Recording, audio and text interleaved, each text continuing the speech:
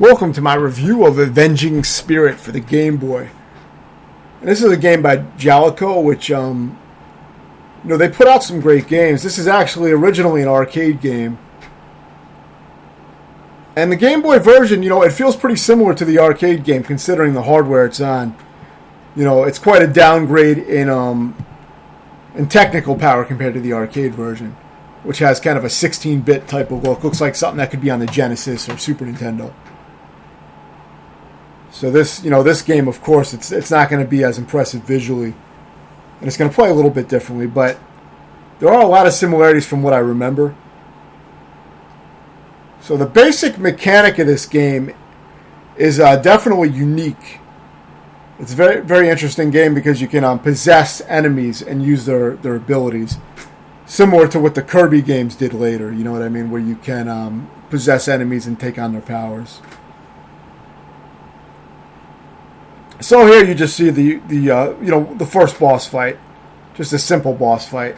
But this is how a lot of the boss fights play out. This is the style of most of them. Similar to a lot of games, of this time period. It definitely shows that it's one of the more advanced and later Game Boy games, when you compare it to something like Super Mario Land, which had very basic visuals. These later Game Boy games were much more in line with something that you would see on NES, minus the color. So yeah, here you see me possessing this female character, and now I get her abilities. Now, since it's been a while since I beat it, I don't remember all the details on how possession works. But I do remember how I would switch characters for various different parts within the level to beat certain parts. Because this character, has really good jumping. So she can be useful for some of the platforming. From what I remember, all the characters handle a little bit differently. So, you may want to use a character for their jumping capability. Most of the time you're going to want to use a character for their attacks. Because they all have different attacks. Especially on bosses, you may want a specific type of character to use against a boss. So that's part of the replay of the game, is experimenting with the different transformations.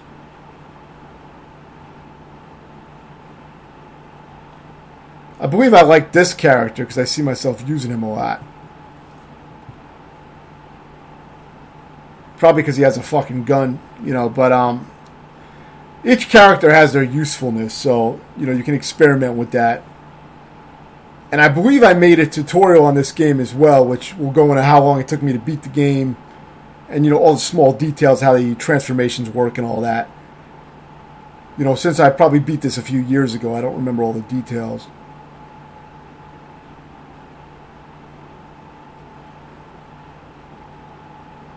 But yeah, I remember this was not a difficult game. It wasn't too challenging to beat. I think there were a few parts that took me a little while to beat. I believe in this game you also have unlimited continues, if I remember right. So, while you may have some challenges on the levels, it shouldn't take too long to beat.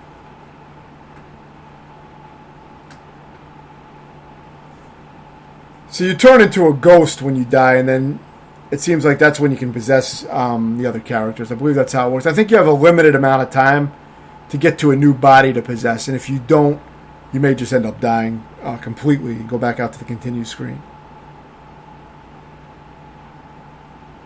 I see there's an energy meter and an L meter, but see, I don't remember what all that shit does, and I don't remember what the keys are for exactly. I don't remember having to collect keys, so I'm not sure what that is. This character has homing missiles, so this character can be quite useful. But they're kind of slow, too, so... you got to kind of balance it out and switch characters, within the levels. You go to different characters, jump into a different body to get some different abilities. If I remember right, I think you can manually eject the ghost out of the character you're in and try to possess somebody else. I think you can do that. You may press select or something like that. I don't remember exactly how that works. I do remember using multiple characters, though, in some of the levels to get through some of the levels. So the mechanic is used pretty well. And it definitely encourages you to experiment and try to find the character that can pull the most bullshit in the level, or exploit the bosses. So I thought that was a unique mechanic. Definitely an enjoyable game because of, all the variety of the characters. If you're not doing well with one character, you can always try different characters in the levels.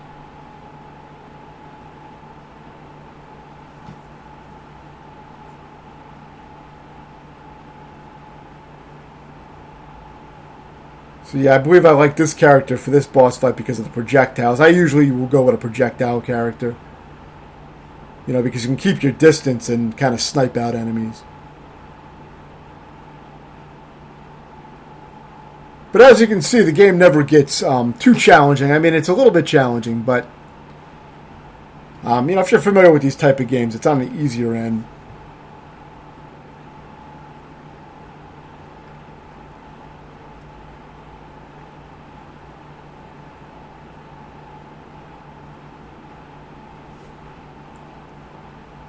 And I show quite a few of the boss fights, so you get a good idea.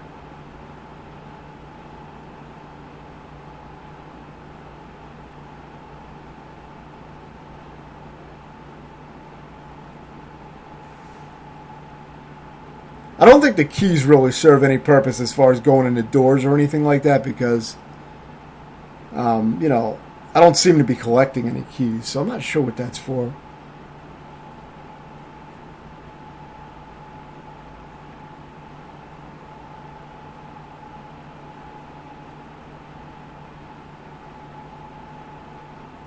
You can see this is an easy fight. It just goes on for a while.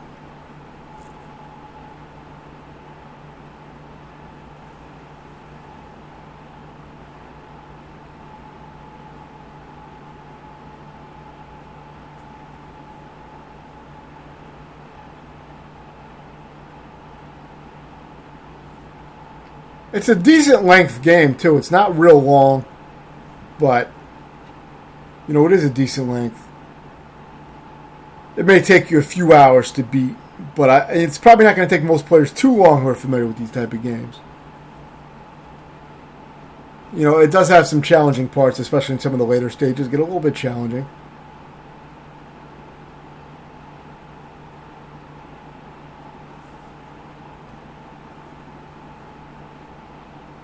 Sometimes you're just going to grab whatever character, is decent that's available because you just need somebody to play as.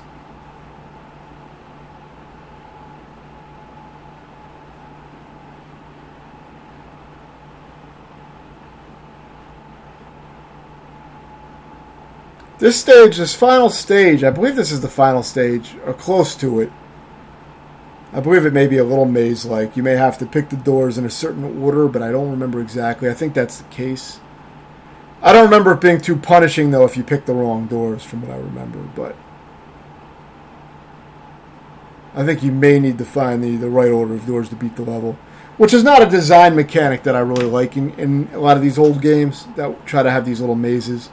But I don't remember this one being too difficult, though I may have looked up the order of doors as well. So, but I don't remember being stuck on this stage for a long period of time either way.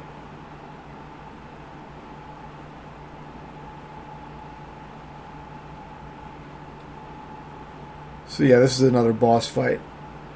I'm guessing this wasn't the final stage because it looks like a pretty, basic boss. But I know this was close to the end of the game. I think the ninja worked pretty well for this guy. A little bit of a pain in the ass because, he moves around a lot. It can be kind of unpredictable where he's going to end up.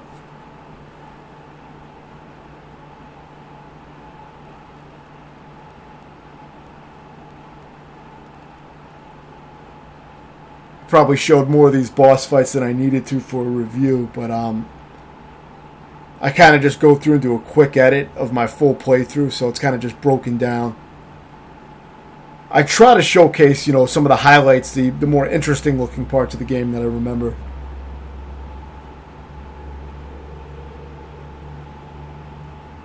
So if you like what you're seeing, then you're probably going to enjoy the game.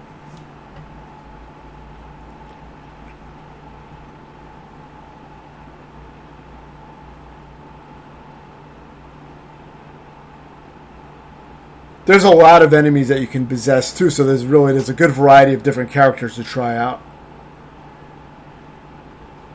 I think it's a cool mechanic that would have been, cool to see in more games, but it was rarely ever used. I mean, the only other game that really comes to mind for me is Kirby, but I believe that game did it after this. This may have been one of the first ones to do it.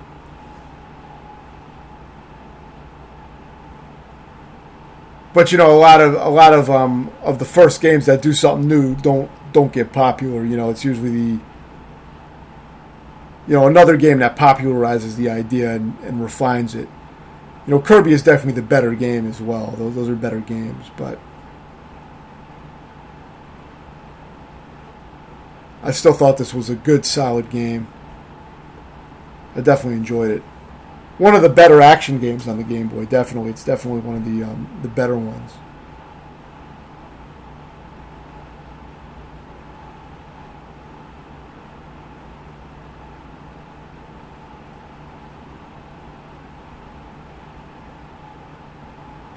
Of course, whenever possible, I try to skip enemies. I believe this is actually the final stage. So this one's a little bit... I think this one took me some tries. This was the one that I remember giving me some trouble. But I don't remember ever being stuck at any one part for too long. So I don't remember the game, giving me too much of a challenge. But it definitely will for players who, less experienced or,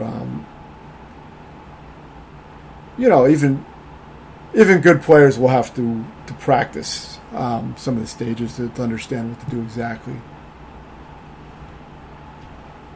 But you can see there's a good variety of characters. A lot of times I will stick to one character that I really like if it's available. So I'm not a huge, experimenter when it comes to these kind of games. Because I'll find something I like and I'll just stick with it. But the game actually ended up being varied enough to where it benefited me to experiment with different characters. So I thought that was good gameplay design. Because otherwise it would be kind of sloppy if you had a lot of characters that you could possess but no reason to do so. So I thought it was well designed. So overall, I'd give this game a 7 out of 10, and I think it's a good, solid game. I wouldn't say that it's a great game, but I think it's a good, solid game and definitely worth playing through. If you have any questions, let me know, and thanks for watching.